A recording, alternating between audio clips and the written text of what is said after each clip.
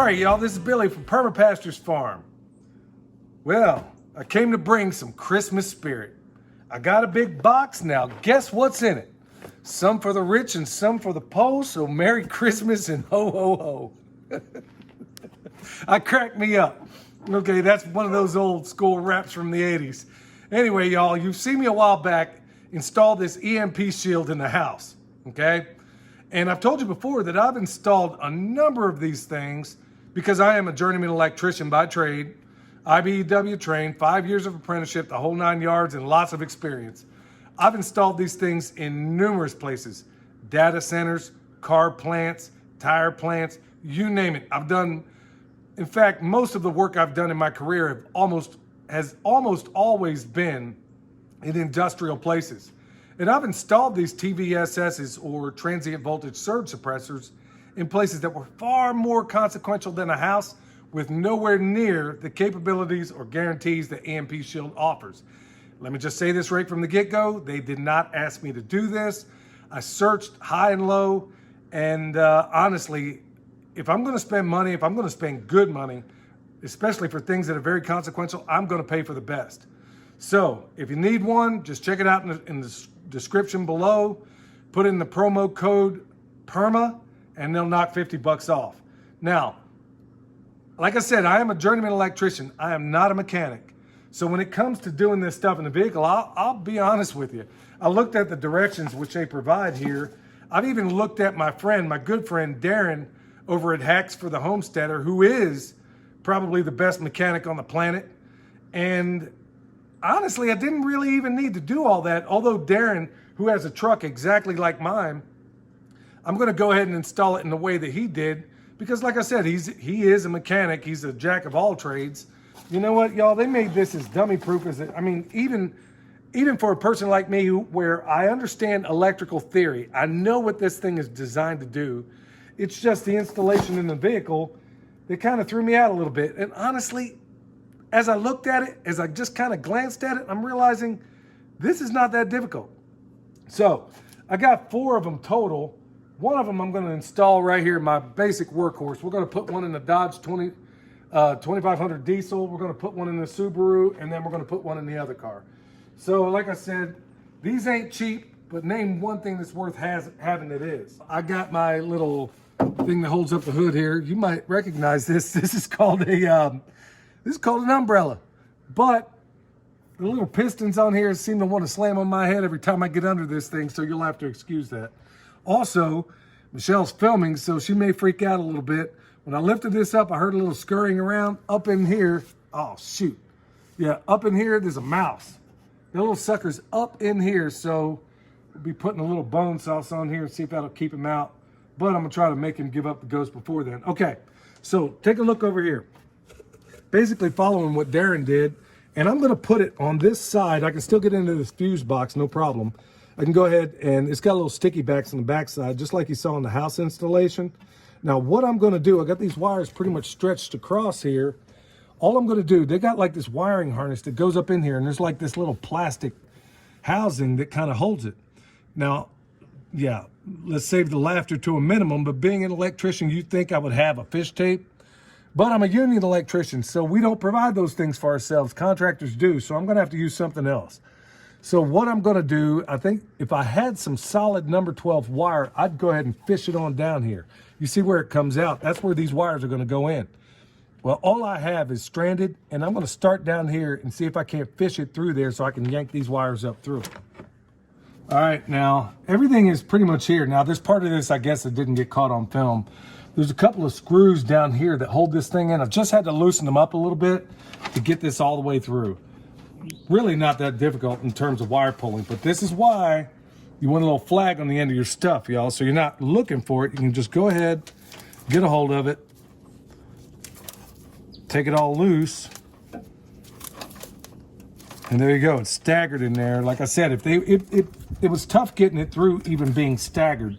So that's why you don't want to, depending on what you're doing, you want to try to not put everything on top of one another. At least that's been my experience over the years. You can do that, and then bam, take the tape, pull everything out. There we go. Now we got just enough for everything here. Now, typical as most DC electric work, your red is going to go to your positive, just like on your battery, it's red. Your black goes to your negative, just like on your battery. And the green is going to go to the chassis, which I unhooked it right there. And they provide a green screw. Well, if it weren't so dusty, you could tell. There's a green screw right there. And it'll basically hide it all in there. So the green is basically going to land right here, along with that. And of course, we'll dress everything up nice, make it look as best we can. But there you have it in a nutshell. All right, let me go ahead, dress these up, and then we'll show you how we terminate these wires. The way I'm gonna dress this up, you could go about it any number of ways.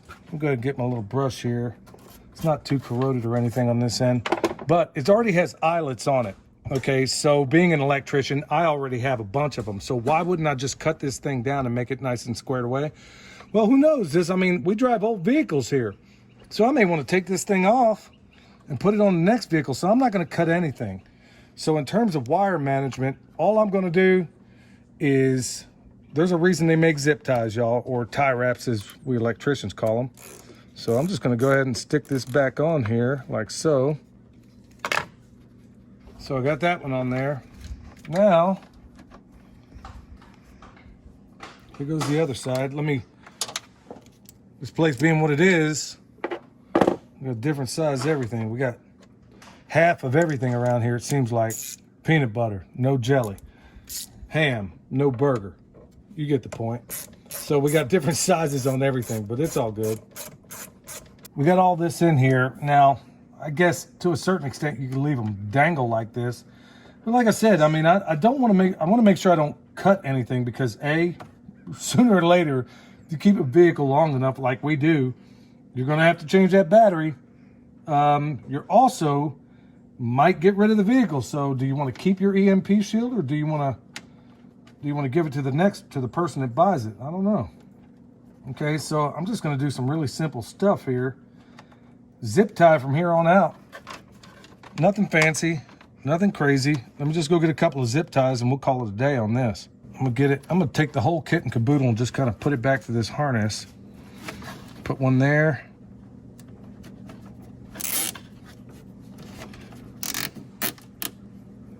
Get everything kind of zipped back to here. Now, instead of just taking your dikes, or your, well, this is what we call them. These are dikes. There's an official name for them. You can take it, you can get a little bit more out of it by using your dikes to kind of pry on it. But when you get to the end of it, take your clines. This is another little electrician's trick. Don't just push it down. Push it down, and if you twist it, it'll come right off. And guess what? There's no rough edge on it. So you're not gonna just stick your hands up here and get cut up on it. I know it seems simple, but it's little things like that, little tricks like that you learn in the trade that help. Like I said, just stick your clines on there and then turn it, and there's no sharp edge. So like I said, it's not real pretty, but it doesn't need to be. It just needs to be functional. So here we are at the end of this one. I'm gonna go over there, do the other vehicles. I mean, I did the hardest one. I mean, this is the one that has the least amount of space in it. That Subaru over there be easy. The Dodge is super easy. But I did the hardest one to show you that it's really, we're not fusing DNA here. There's nothing difficult about this. But also, take note over here, and I don't know if you can see it or not, but right here has a little LED light on there. You probably can't see it in daylight, but trust me, it is. Maybe you can see it now. I don't know. Either way, it's shining, and it tells me that this thing is working. So why go through what many may see as the trouble of installing something like this? Well, let's just think about this, y'all. The powers that be tell you that for the most important things in your life, you need insurance. Okay, you got home insurance.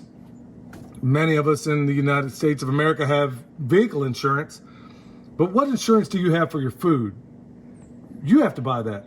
What insurance do you have for your water? You have to take care of that too. What insurance do you have, like for an older vehicle like this, or let's just say the worst should happen, some calamity befalls, and I should need something like this? Well, can you buy that? I mean, should you buy that? Can you go somewhere after it's happened and say, hey, look, you know, my vehicle's jacked up because of some unforeseen calamity.